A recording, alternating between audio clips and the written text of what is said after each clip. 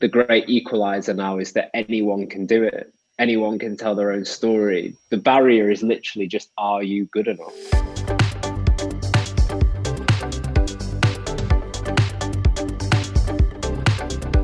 You're listening to the Content 10x podcast, where it's all about content repurposing. I'm Amy Woods, and I'm here to help you maximize your content and find smart ways to get your message in front of more of the right people, whilst also saving time.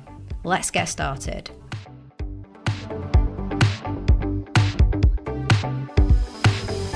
Hello and welcome to this week's episode of the Content 10x podcast. This week on the podcast, we're talking all about personal branding, and I have a treat in store because I have a wonderful guest. So my guest is Ash Jones. Ash is the founder of Great Influence. Now, Great Influence is the personal branding agency. Now, just as some background, Ash was in the founding team at social media company Social Chain prior to him branching out on his own and starting Great Influence. And he had various roles as the business grew and ultimately ended up running the personal branding for co-founder and, at the time, Social Chain CEO Stephen Bartlett. And right now, at Great Influence, Ash is behind the personal branding of many of the UK's biggest and most influential CEOs and founders, turning them into influential figures on social media. So Ash, welcome to the show. Hi, good to be here. It's so nice to chat to you, and it was nice to meet you in person last week as well, Ash. So thanks for agreeing to come on to the show. Really appreciate it. Oh, my pleasure. So you have a really, really interesting story. I want to dig into that first. So we have a global audience listening to the podcast. So many of our listeners are in the USA, in Canada, and of course, UK. So could you just tell us a little bit more about the Social Chain story? Because I don't think everyone will be familiar with the Social Chain story, but, you know, also your story alongside that, because it's really interesting how you were in the founding team and now it's turnover 200 million, probably over 1,000 employees, I'm guessing. And so I'd just love to dig into the Social Chain story, but specifically with your role in that. I think for anyone who's, I was going to say in agency world, but also brand side, I think it's a fascinating story to kind of look into if you've not read about or heard about Social Chain. When I was there, when it started, when was it? October 2014, around that point. There's like 5 of us sat around a table with laptops working from somebody else's office. And then fast forward to now, and there's like, 200 million euro revenues. I think there's about 750 people in the Social Chain group. It's now like part of a group, went through a merger, went public, IPO'd. In a real short space of time, and also doing things that aren't like agencies typically don't go public. Just kind of a fascinating story. And the average age of the company when I was there in the early days, like I was the oldest at 25. So the average age was 21. So it was like a really young group of people who were just really well tuned into internet and social media culture at the time, around like 2014, 15, and were able to help brands take advantage of the power of social media, which when you say those words now in 2021, there's a lot of social media agencies now, and every single brand on the planet understands the importance of social media. But at the time, especially like in the early origins of Social Chain, like 2014, it just wasn't the case. And it was actually kind of what you're seeing with D2C now, where like D2C brands are at the forefront of something that those in retail are falling behind. Mm-hmm. And startups in 2014, 15 were the ones that were taking advantage of social media. And it was like the legacy brands were still to get there. Whereas now every single brand is there with social media. But that was the case in 2014, 15 when Social Chain started, and Social Chain really kind of took advantage of that and was able to work with a lot of the biggest brands in the world in helping them figure out how to leverage social media. And I was part of the founding team there. And then eventually my role, originally I started off within like marketing, so trying to figure out the B2B marketing piece for Social Chain as an agency.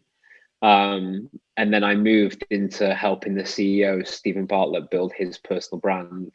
As that at the time, I think building a personal brand was the smarter way of marketing the agency, from like when we were in that early stage of like 0 to 25 employees, and all resource was kind of focused on delivering great client work.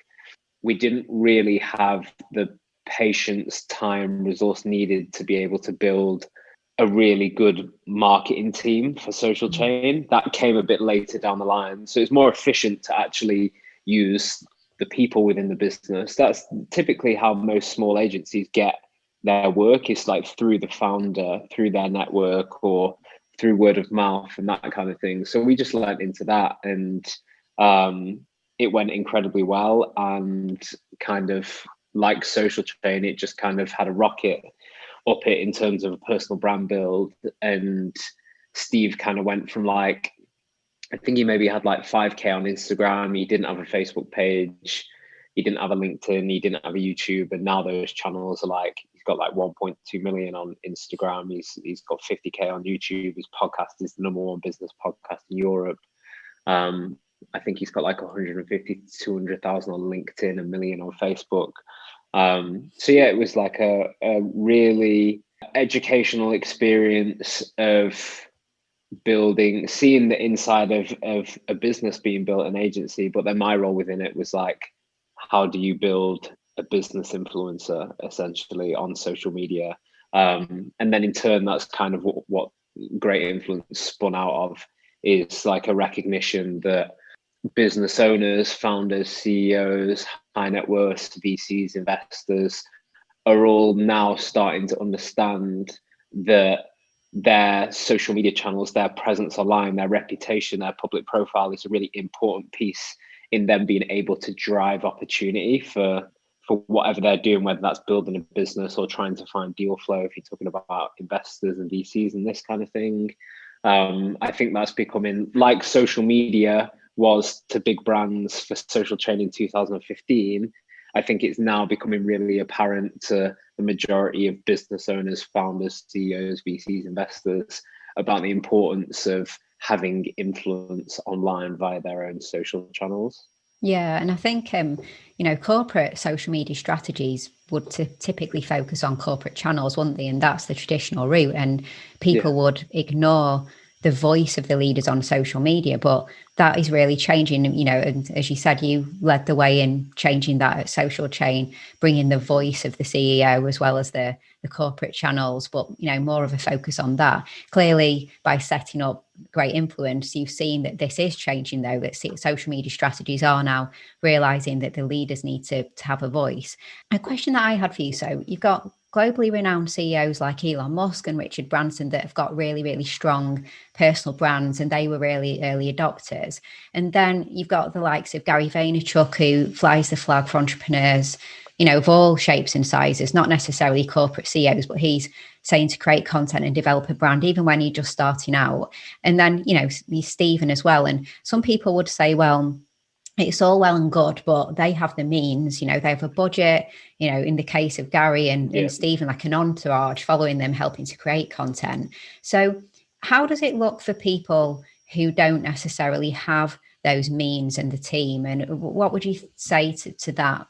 I think it's really easy to look at, I know from experience, looking at Steve Bartlett, for example, and thinking that there is a team around it now, there is resource around it now.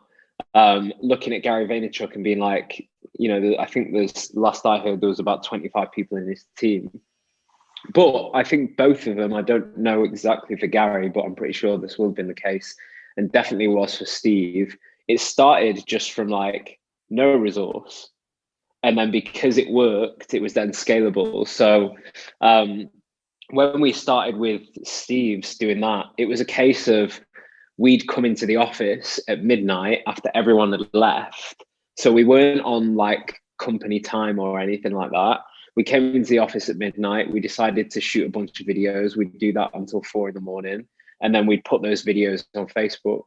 And that was it. Then we just repeated that process for about 6 months. And then eventually those videos started getting traction, and it became clear that this was a real good use of time. within the business. So obviously Social Chain had investors at the time.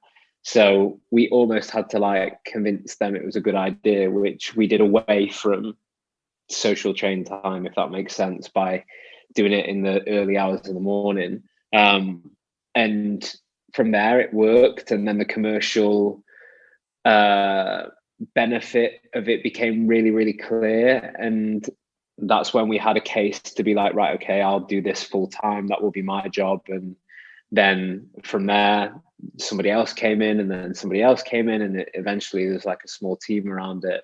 But it came like any business, really, like most businesses, most people that are listening to this, you start with nothing and then it becomes profitable or commercially viable, and then it snowballs from there, and you get more resource and you get more time and energy and focus to be able to put into it. So I think there's probably a misconception in that. I was actually talking about this yesterday to one of my team, that people probably look at like a Stephen Bartlett, for example, and think, he's got a huge team around him and it's not possible to do everything that he's doing. Like his podcast, for example, is a real high production quality podcast, but it wasn't when he first started it. He started it 4 years ago, and he kind of like Harry Potter, like the boy under the stairs.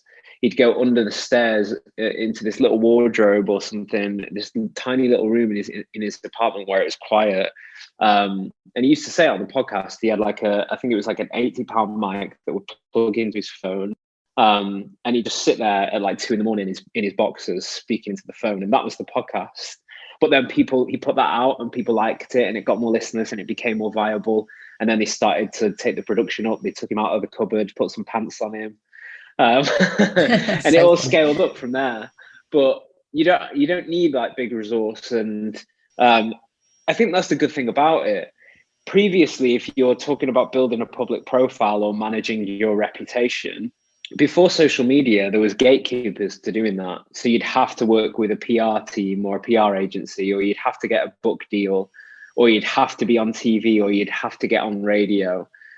Every form of media to help you build your public profile and manage your reputation was owned by somebody else. And then social media comes along, and especially platforms like Twitter or LinkedIn, where Twitter, you've got like the tech startup and VC community, and LinkedIn, you've got like the marketing community. And all of a sudden you don't need those gatekeepers anymore. That was the thing with Social Chain. The reason why we really started to lean into personal branding was that in the first year, we tried all the conventional ways of getting Social Chain's name out there and building the reputation and profile of Social Chain. And we went to PR, we went to events, and none of them would have us, so they wanted to charge us to do it. And we didn't have like the money to be able to spend on PR. So we were like, why don't we just tell our own story? Steve has a social media account, and he's going to be the person that's speaking on stage or in the press. So why doesn't he just do that without those things? And I think that's like the great equalizer now, is that anyone can do it. Anyone can tell their own story. The barrier is literally just, are you good enough? Yeah, it's just such a good point that everybody just starts from somewhere, doesn't it? It doesn't matter if you see people how far along they are now, because everyone started from that 0 point. Content 10x, obviously, a big thing of what we're doing is helping people build and establish the personal brand and be like ever present on the different platforms. And so I'm always like looking up any research and anything that I can to improve what we do. And I read a report by FTI Consulting, and it said that over 90% of people believe that CEOs who actively participate in social media can build better connections with customers, employees, investors, and other audiences. So that's huge. Over 90% of people are saying that if they're actively participating, then they're going to build these better connections.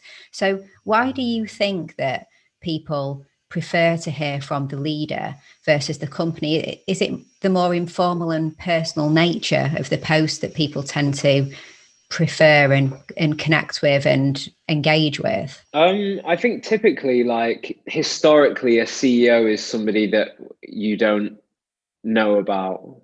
You just know the company. You don't know the person at the helm of it. They're quite guarded, quite quiet. Obviously, there's been a couple down the years who have broken the mold with that, but typically the majority of that, I don't know who is the CEO of Coca-Cola. I don't know who's the CEO of Pepsi. I don't know who is the CEO of a lot of companies. When people are willing to show authenticity or just be more vocal and more public, it kind of like surprises us in a sense. So we're more intrigued about it. And I think naturally, people that tend to be CEOs of companies tend to be like good leaders. Like people follow their vision, their thoughts, their ideas, their words. Like the people, their investors have bought into them, their team have bought into them. So they're generally people who attract. So there's something about them that attracts people to them. So when they post online, for example, quite a simple thing, they tend to have interesting things to say or interesting points of view. I think of the people that we work with now and the people like Steve, for example, at Social Chain. I wanted to be in every meeting listening to what he said, because just everything that whenever I heard him speak, I found it fascinating. That's why I was bought into Social Chain, because of his vision and the way he was able to articulate his ideas and thoughts and things like that. So yeah, I think people are just naturally interested in it, and it goes against the grain of what we're used to, and it builds a lot of trust and authenticity. I think if right now I'm trying to get the Great Influence website built and trying to decide who's going to do that, there's a bunch of different people who could all do it, and I'm in touch with and speaking to all of them. And there's two things that really push one of them forward. And it's like, first and foremost, the proof that they can do what I'm asking them to do, which is I go on their own website and it's like, clearly they can do the job that I'm asking them to do. But then the second thing is that the founder who I'm talking to about the project is really active on social media. And I've been reading his posts for maybe the past 18 months, probably. I've seen them popping up in my feed every now and then. And I'm not like a massive engager. I don't engage a lot with things. I don't comment on things, but I see a lot of things. And I find his opinion interesting. I've been able to, before I even thought about becoming a customer, so to speak, I knew about the brand story because it was kind of told through what he was posting online. And all those little touch points, then maybe I might have seen like 10 posts from him over the last year. But those 10 touch points, without me even knowing it, because I didn't know I was going to go on to potentially be a customer, kind of led me to a point where after 10 touch points, I have a conversation about the website. I'm already like 80% warmed up to that deal because of the trust aspect. And then I go on their website, look at the work that they do, and I'm like, I'm sold because I trust this person. I don't know why I trust him. I don't know whether he's a good person or not. I just see what he posts on social. And there's something really strange about how just through that very, very simple activity of posting on social media, if that content is good, people will just naturally trust you. It's a really strange, like, psychological thing that I've found. So yeah, I think those are the reasons, really. Yeah, so it's so funny you should say that, because in the report I just mentioned, the FTI Consulting on CEOs, and they did a study on the Fortune 500 and every CEO of those companies, and they were looking at what percentage are active on social media and all of that. And they did it over about 18 months. And the other thing that stuck out to me is they said that over 70% agree that social media engagement makes CEOs more effective leaders and more trustworthy. So it's funny that you said that. It's a trust thing, isn't it, coming from the CEOs versus the companies. Hey, just a little break from this podcast episode to ask you a question. Would you like one single place that you can go to that provides you with everything you need to be able to implement the best practices in content repurposing for your video content, your podcast episodes, and your social media content today? To help you get more value from the content that you create, get more time back, and help you reach more people than you ever thought possible. If so, then you are going to love the Content 10x Toolkit. The toolkit is full of video tutorials, templates, checklists, swipe files, step-by-step guides and more that shows you how to repurpose your content in the best ways possible today. No more Googling, no more figuring it out yourself. We provide you with everything that you need to become a content repurposing pro. If this sounds like something that would interest you, then go check out the Content 10x Toolkit at content10x.com/toolkit. Okay, and back to this week's episode. Now, you made a good point though, in terms of, we don't know who the CEO is of lots of big brands and lots of businesses, but they're still really successful, those businesses. So what kind of businesses in particular do you see that having a really solid founder, CEO, who have really worked on their brand? Is it particular types of businesses that you see it works really effectively? I think anyone that's in B2B, most definitely. I think is the man or woman or young person on the street going to care who the CEO of Sony is when they're buying a PlayStation 5? Probably not. But is somebody who is within a business and understands all the moving parts of a business and things like that, going to need to believe that they can trust the company that they're working with to deliver something that is important to them? So I think in B2B it's definitely a more important thing, but then in B2C it's not uncommon to see nowadays with like going all the way back to like Bill Gates and Steve Jobs, and then carrying it through with like Tim Cook. If Tim Cook wasn't, I think Tim Cook, despite probably not being as revered as Steve Jobs on a creative innovation front, he feels very trustworthy, like Apple's in safe hands. And I think that transition out of Steve Jobs when he passed away into somebody else was like a really crucial moment for Apple. And Tim Cook being like the face of it and how he's handled that has been like a steadying mechanism for the brand. And now they're just going from strength to strength to strength. I completely agree with you. And another one that jumped out to me then actually was Ben Francis, and CEO of Gymshark. And it's really funny because I don't actually know how I came about following him on LinkedIn, but I think it was just the typical someone I know liked something that he posted, so it appeared in my feed, and then I liked what I saw. And that's B2C, but funnily enough, I think when it has had an effect on me, because I have quite an affinity to Gymshark now. I like the brand. I like the guy. I like what he's doing. I like how he's sharing his story and things like that. And I'd never would have really known much about it if it wasn't for his personal brand. But so in terms of we've talked about the kinds of businesses, B2B, in terms of the kind of person, I find this really interesting. So you would think that it might be more extroverted people who do the best in terms of putting themselves out there and developing a personal brand. But actually, I don't think that's the case. Certainly, I've worked hard on my personal brand and I'm a very introverted person. But in your opinion, this is your business, you're working with different clients, and I'm sure you see the whole spectrum. What kinds of people does it work for?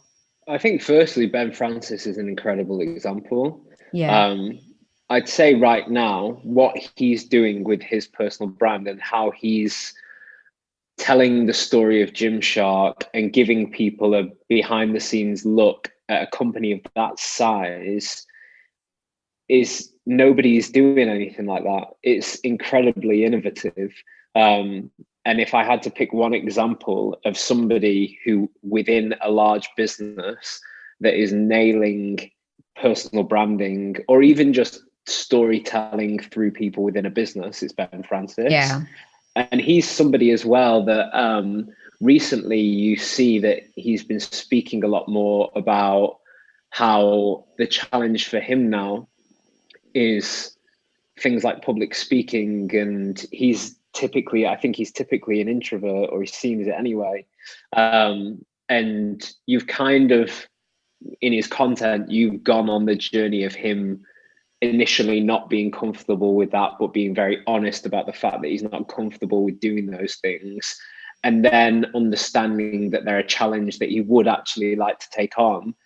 And now it's something that he's like really focused on doing. And over the next couple of years, now he's back in the CEO role, I think we're going to see him do a lot more of it. And you're going to see him doing it publicly. And then on his YouTube channel and things like that, he's going to be talking to his audience about going through that challenge of not somebody who's not comfortable with those things, but he wants to tackle it head on. So yeah, I love what he does with his content, in how incredibly authentic it is. I think you're going to see more of that now, in that young people, obviously Gymshark has a lot of young people within it. They're going to be unreal at doing social media content and storytelling via social media, and you can really see that through Ben's content.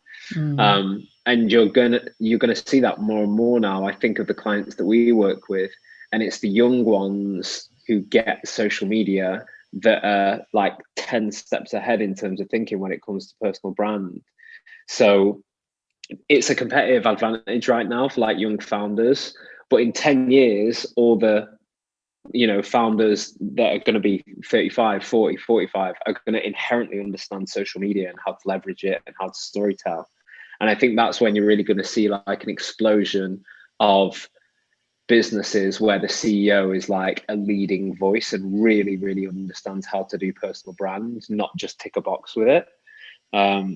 So yeah, I kind of veered off the point of the question there, but back to the like introvert thing and extrovert thing. I think when I set up Great Influence, actually, a lot of people that I had conversations with were like, I'm not Steve Bartlett, so how do I do it? And essentially what they were saying was, Steve Bartlett seems like such an extrovert in that he can get on stage and articulate himself to the degree he does, and he can do a podcast, and he can literally film himself for a vlog every day and be really comfortable with that, and I can't. That's what they were saying. So if that's the case, I can't do all the things that he does, so how can I still build a personal brand? And we've had a couple of clients where that's been the case, where they've started off, and it's almost like dip your toes in the water and what you're comfortable with. So a lot of them aren't comfortable on video, so they don't do video at first. And then maybe a year in, they start getting comfortable, because they're sharing their thoughts and opinions and ideas every day. And if it's going well, they're getting validated off the back of that. If that content is doing well, they're getting good engagement. They're essentially being validated of their thoughts, opinions, and ideas and story by the audience, which gives them like a self-confidence over time. And that self-confidence builds. And we've seen it with clients where I've one in particular who've been working with for almost 3 years now. And when I first met him, he was like, I'm not going to do any videos. I'm not going to take any photos. And I don't want any of this to be about me. I just want it to be about the business. And now 3 years later, he's like actively happy to do video, happy to take photos. And it's all him. It's his voice. He's talking about the things that he cares about. He's of course telling the story of the business still, but it's way more about like what he thinks. So I think it's a journey that people go on, and you start small with these things. I think even like I'm a good example. Somebody once described me as like the most introverted person in a room. And I'm quite comfortable now doing video stuff. And I'm going to start a podcast soon, and that's going to be filmed, and it will be on YouTube and Spotify and Apple Podcasts. And I wouldn't have done that like 2.5 years ago, but through finding what was comfortable for me at the time, which was I just did text posts on LinkedIn, essentially, on my own LinkedIn. And I did that for like 6 to 12 months. And then I started to use my like personal Instagram, doing stories a little more. And I just found that my own confidence built. And again, it was that like I'd put my thoughts and opinions out. They'd get validated back to me. It gave me the self-confidence that people do actually care what I've got to say, in a sense. So yeah, it's I think with personal branding, the most underestimated thing is it's actually an emotional journey. Yeah. More than like a tactical one or a strategy-led one. A lot of the time it is an emotional journey for people. And even like take Steve Bartlett, he's just been on, he's the new dragon on Dragon's Den on BBC One. And there's going to be like 6 million people watching every episode. I was speaking to him about that, and he was like, first day on set, that's not comfortable. That's intimidating. There's a whole like production team in front of you. What you're about to do is going to be shown to 6 million people on the country's biggest channel. That's an emotional challenge to have to adapt and be able to, because he's in that position because he's 110% himself, and he's 110% himself because he's comfortable in any environment. So if he then goes on Dragon's Den and he freezes, that's the challenge that he's got. He had to overcome that. So it's like everyone that you see on that personal branding journey, from the person who's not posted on social media ever, who's trying to take that first step of just figuring out what to say, to the Gary Vaynerchuk on stage in front of 50,000 people, to the Stephen Bartlett on BBC One in front of 6 million people. They're all at every step of the way having to adapt to some kind of emotional challenge that they haven't done before. And that's just what comes with personal branding. You're essentially putting yourself out to the world, like a version of yourself. Obviously, you have like your behind the scenes private life and things like that. But there's a version of yourself that you're going, right, this is what I want people to see. And I'm going to put myself out there. And my goal is going to be getting more and more people to hear what I'm saying and build my profile and reputation. And there's a term for it called like the front stage. And there was like it's like a psychologist that it's a theory of theirs of how people that put themselves in those situations, so like athletes, musicians, anyone who would put that out, and that's called being at the front stage. And it's not a comfortable place to be. It's a place of constant growth mindset and adaptation. So yeah, people might think that personal branding is just like you start a podcast or you post on LinkedIn or something like that. But there's a real like emotional aspect of it that you have to not only overcome but consistently battle, depending on where you are on that like introvert, extrovert scale. And if you're at the more introverted end, it's going to be something that you consistently have to battle a lot whenever you're doing this thing. If you're more extroverted, then it's easier to overcome those challenges. But I think those challenges still exist wherever you're sat on that scale. Yeah, I completely agree with you. And I'm just, as you're talking about this, I'm just thinking about my personal brand journey and how it's just been one step at a time, I guess. Like I, launched the podcast and we started creating social content and, over time started speaking on video, just doing stories and things like that. But it was all very uncomfortable at first and cringeworthy, I suppose, at first. But, it's just the things that I felt I should probably do. And, and then it kind of has a snowball effect, really, because when you have a podcast, you start getting invited on other people's. Then before you know it, you're invited on people's YouTube shows. And the first time I ever spoke at an event, I didn't hunt it down. I got invited to speak at the event and it just felt like I couldn't say no. It just felt like I kind of compared it to if I was in a job back in my corporate days and I was asked to do something like go and speak at an event. I wouldn't have a choice over the matter. I was being asked to go and speak at an event. So I just saw it as my job to say yes and I'll figure it out. And then, before I knew it, I became a speaker and I started speaking at more events. And it just, like the more you put yourself out there, I guess, like the more opportunities present themselves, don't they? And then the brand grows and you have to decide what to say yes to and what to say no to. And you don't have to say yes to everything, but you just have to be kind of brave sometimes, don't you? And when you were saying it's probably easier for extroverts than introverts, I'm on that introvert side, but I still felt it was my job really to say yes to all of these things and figure it out. So I think it's that for me, that thing that kicks in that holds you back from doing it, or the anxiety, the worry, the overthinking of what you've just said and how people will take it and things like that, that will hold like 99% of people back. Yeah. So if you're able to be in the 1% that is able to overcome that feeling, and for me, that feeling never disappears. It happens with every single social media post I do, every single podcast I do, every single anything that I do that is putting myself at the front stage, so to speak.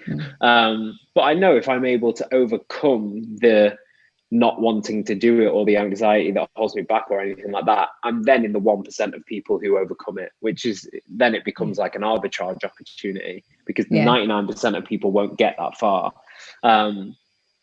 And then the second thing on that point, what I was going to say, there was another point. Oh, going back to the point about like resource. So I didn't have any resource in like building my own personal brand, so to speak. I literally just had a LinkedIn account.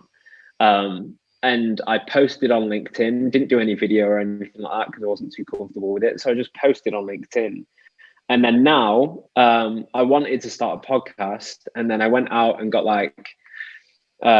talked to some agencies about doing it, and the fit just wasn't right, and the cost was just way too expensive. And then somebody asked to like intern for us, and was like, I said about the podcast, they were like, I'll film it, I'll do it all, like I'll do the podcast for you as an internship over the summer. And so now it's like, that's a resource which I didn't have before in terms of building a personal brand.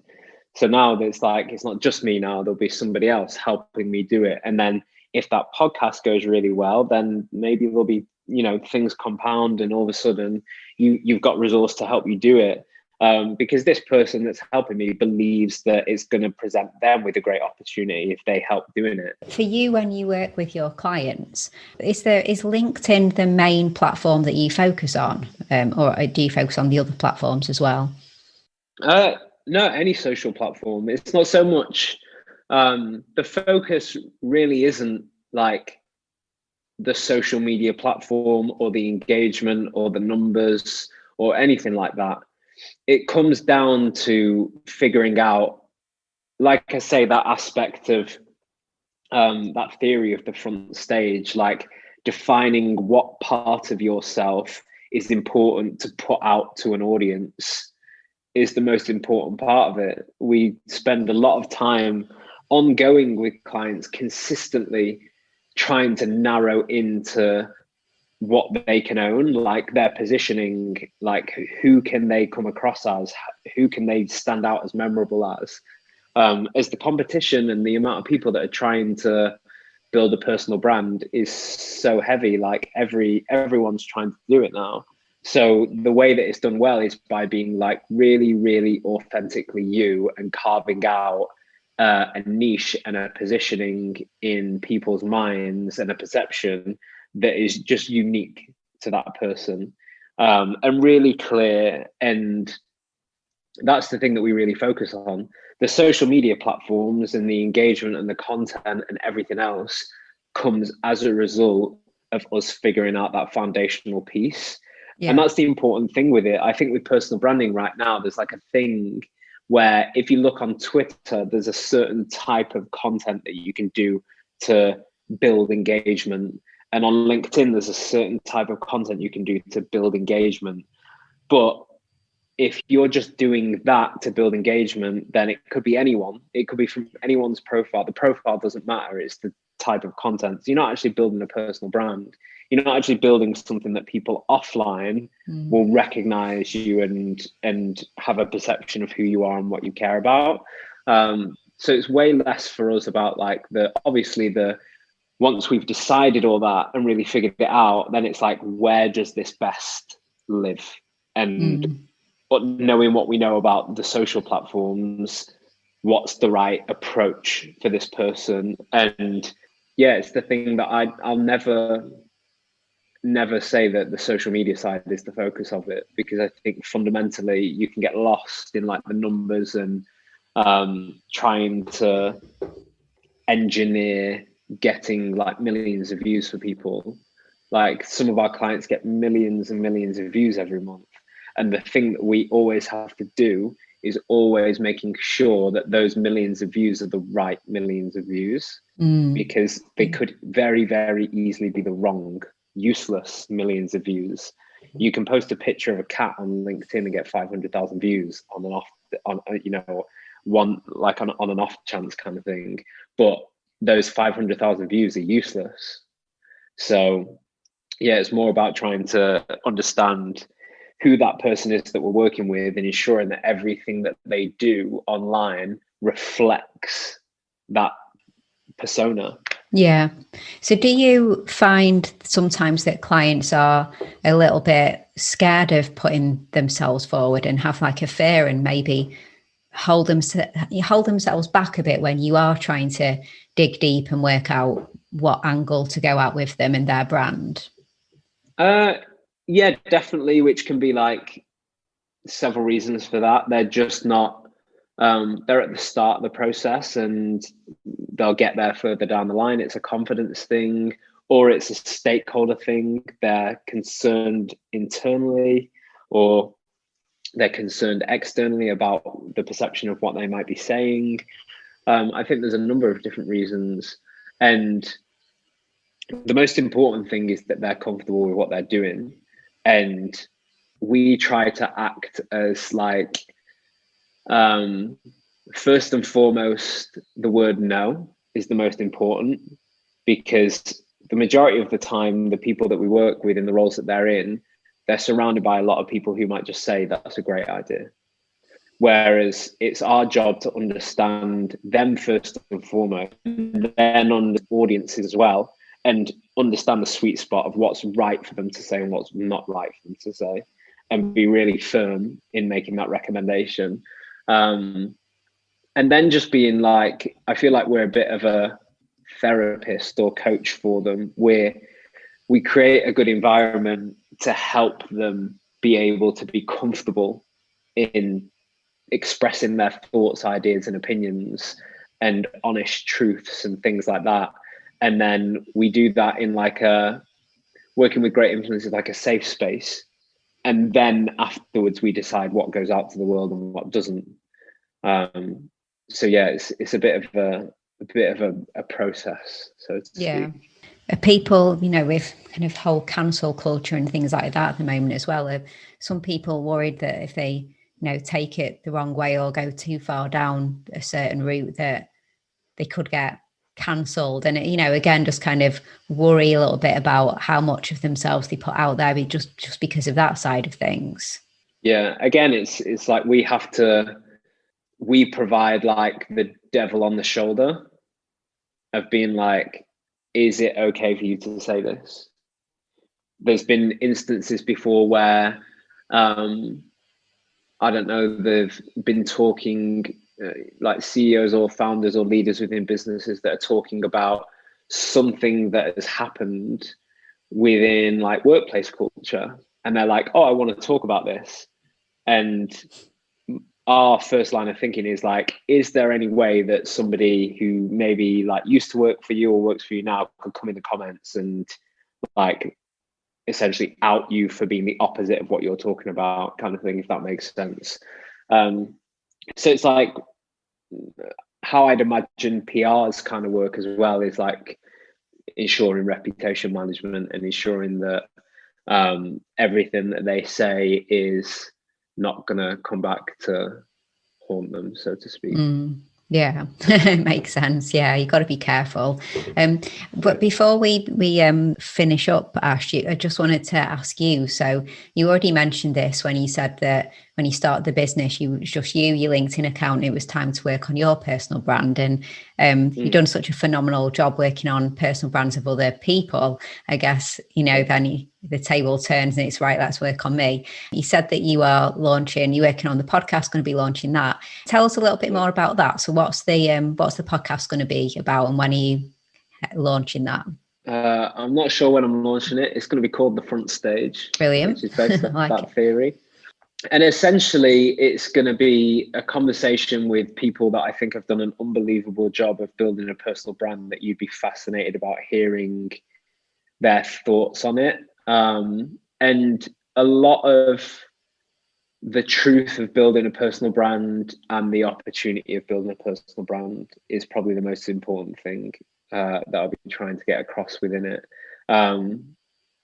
Essentially being like a hack of, if sitting down with Stephen Bartlett and getting an hour and a half of his time on personal branding, I've done that before, and it's a fascinating listen from somebody who's been in the trenches of it and has seen it go to such heights.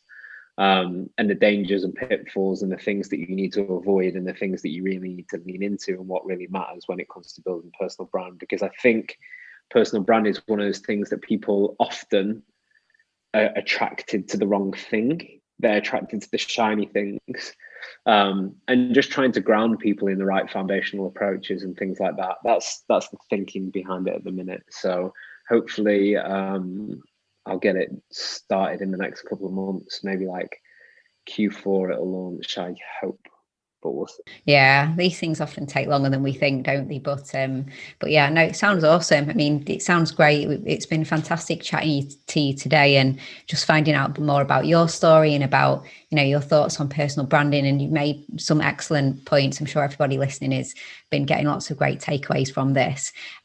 So final question for you is, where can people go to connect with you? Where would you like to connect, or any kind of call to action you'd like to put to the audience? Find me on LinkedIn. It's probably the place that I'm most active. And I'm always happy to help give advice to people. I'm always willing to chat on these things. So if anyone listens and wants to explore doing their own thing and wants a bit of advice, drop me a DM. Yeah, brilliant. Well, I'm sure it'll be easy enough to find you, Ash Jones, on LinkedIn. And of course, we'll put the links to everything in the show notes as well, so everybody will get that. And obviously to Great Influence as well. So Ash, thank you so much for coming on. It's been a really great conversation. So yeah, thank you. And good luck with the podcast. My pleasure. Thank you. Okay, thank you so much for listening to this week's episode. If you enjoyed the show, then please subscribe on your favourite app so you never miss an episode. And you can also subscribe to the weekly Content 10x newsletter to get the episode delivered to your inbox, along with loads more tips and advice on repurposing, exclusive content news, offers and more. Head to content10x.com/newsletter to become a Content 10x insider. I promise you won't regret it. And if you want help with your repurposing, then check out our fully end-to-end content repurposing service here at Content 10x. I promise you're in good hands with us if you want to maximize your content but leave the hard work to experts so that you can focus on your business. So just head to content10x.com to find out about everything that we could do to support you. And if you prefer a more DIY approach, or you'd like to empower your team, or just learn more about repurposing, then do get a copy of my book, Content 10x, on Amazon, and check out the Content 10x Toolkit. That's at content10x.com/toolkit. All that's left to say is thank you so much for listening to this week's episode, and I'll catch you in the next one.